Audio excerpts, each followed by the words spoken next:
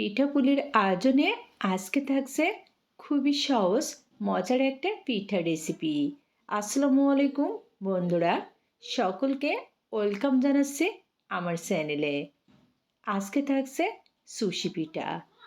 এই পিঠাটা অনেকে তৈরি করা ঝামেলা মনে করে, তো আজকে আমি খুবই সহজভাবে তোমাদের সাথে এই পিঠার রেসিপিটা শেয়ার করব। আমার মনে হয় তোমাদের কাছে খুবই ভালো লাগবে। তাহলে চলো দেখে নিই পিঠাটা কিভাবে তৈরি করছি। পিঠা তৈরির শুরুতে ডো তৈরি করব। এই জন্য প্যানে নিয়ে নিচ্ছি পানি 2 কাপ, টেস্ট অনুযায়ী লবণ। এখন চুলার আঁচটা মিডিয়ামে রেখে পানি জাল করে নিচ্ছি। দেখো, পানি জাল করে নেওয়া হয়ে গেছে, ফুটতে শুরু করেছে। এখন নিয়ে নিচ্ছি শুকনো চাউলের গুঁড়ো 200 গ্রাম আর 100 গ্রাম ময়দা। এখানে শুকনো চাউলের গুঁড়োর সাথে ময়দা নিলে কিন্তু পিঠাটা অনেক বেশি সফট হবে। তবে তোমরা চাইলে কিন্তু শুধুমাত্র শুকনো চাউলের গুঁড়ো দিয়েও তৈরি করতে পারো। এখন এরকম নেড়ে ছেড়ে ভালো করে মিশিয়ে নিয়ে ডো তৈরি করে নিচ্ছি। শীতের সময় কিন্তু এই পিঠাটা খেতে অসাধারণ মজার। বিশেষ করে আমরা বাঙালিরা একবার হলেও কিন্তু এই শীতে এই পিঠাটা তৈরি করে খেয়ে থাকি। দেখো, ডো কিন্তু পারফেক্টভাবে তৈরি হয়ে গেছে।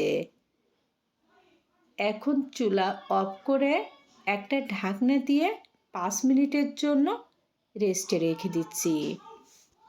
5 মিনিট পরে ভালোভাবে সেট হয়ে গেছে আর একটু ঠান্ডা হয়ে গেছে। এখন একটা বলে নিয়ে নিচ্ছি। এখন কুসুম গরম থাকতে মাখিয়ে নিচ্ছি। এটা কিন্তু সবসময় কুসুম গরম থাকতে মাখিয়ে নিতে হবে, কারণ যখন ঠান্ডা হয়ে যাবে তখন অনেকটা শক্ত হয়ে যাবে। দেখো বন্ধুরা, কতটা সফট হয়েছে ডোটা।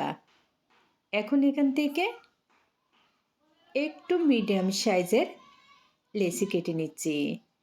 তবে লেচিগুলো কিন্তু অবশ্যই একটা পাত্রে রেখে টাওয়াল অথবা ঢাকনা দিয়ে ঢেকে রাখতে হবে, তা না হলে শক্ত হয়ে যাবে। সামান্য গুঁড়ো ছিটিয়ে দিয়ে এভাবে একটু মথে নিব। ভালো করে মথে নেওয়া হয়ে গেছে। এখন এখান থেকে ছোট ছোট এরকম টুকরো বানিয়ে নিচ্ছি। অনেকে কিন্তু অনেকভাবে পিঠাটা তৈরি করে থাকে, তো আজকে আমি 2টি প্রসেসে পিঠাটা তৈরি করে দেখাবো তোমাদেরকে।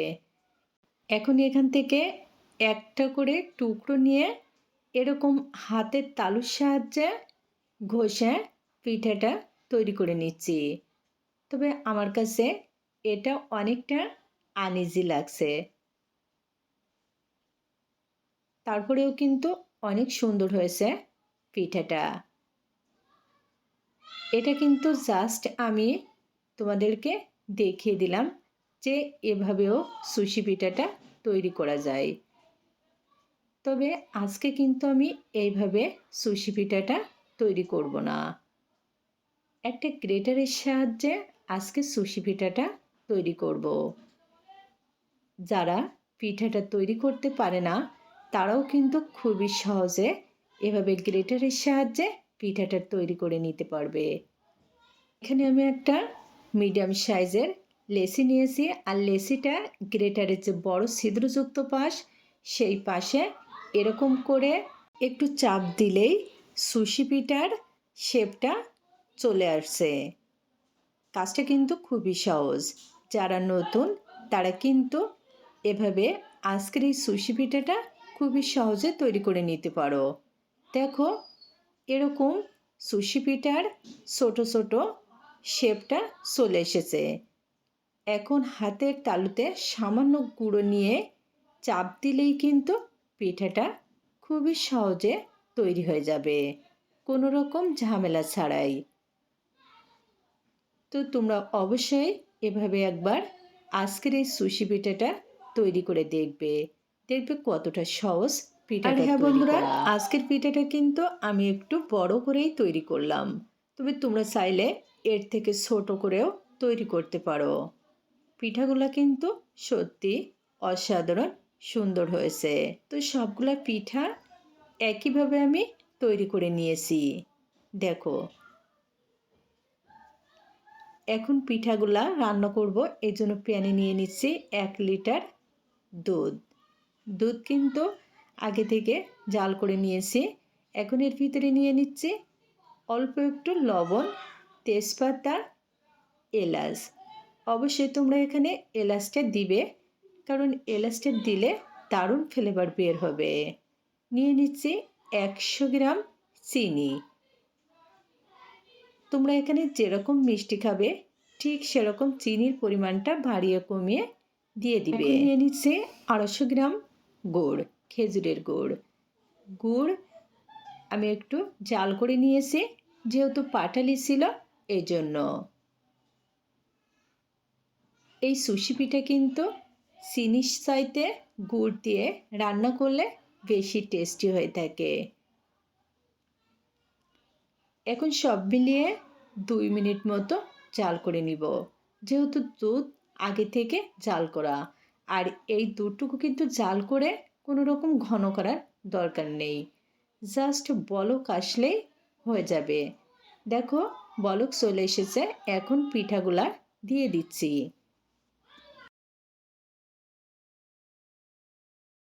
পিঠা দেওয়ার পরে এখন আলতো হাতে নেড়ে চেড়ে নিচ্ছি। আর হ্যাঁ, এই পর্যায়ে কিন্তু চুলার আঁচটা মিডিয়ামে রাখতে হবে। সব মিলিয়ে 2 মিনিট মতো রান্না করব। দেখো, অলরেডি কিন্তু ফুটতে শুরু করেছে।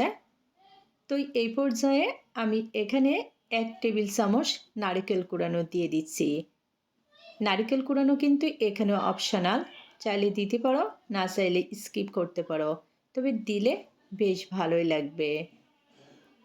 এখন কিন্তু ফাইনালি সুশি পিঠাটা রান্না করা হয়ে গেছে। এর থেকে আর বেশি জাল করব না, কারণ একটু পাতলা থাকলে খেতে কিন্তু বেশি ভালো লাগবে।